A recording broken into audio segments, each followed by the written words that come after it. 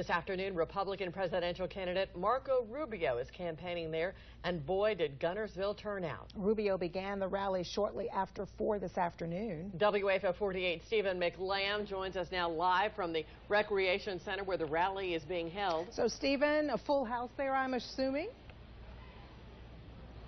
Very much so, and a very rousing speech by Senator Marco Rubio. In fact, you can probably see him still as he is trying to get out of the building, but there's a lot of people who are stopping and talking to him and trying to get their picture made with him. But basically, he said that he's running because it's a generational choice, that the economic policies of the Obama administration are out of date, and that the national debt is really a huge problem. He also talked about how it's a bipartisan problem that was created by both parties. It's just grown a lot more here in the last 8 years.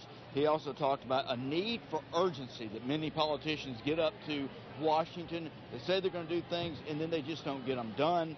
Now, he did talk about jobs, that there was need for tax reform and regulation reform, but he also talked about Medicare and Social Security. He said there's got to be some changes. We're talking about you may not be able to retire at 67, you may have to retire at 68. He also talked about maybe taking some of those Medicare dollars, giving them back to the people and letting the people buy insurance policies to cover themselves.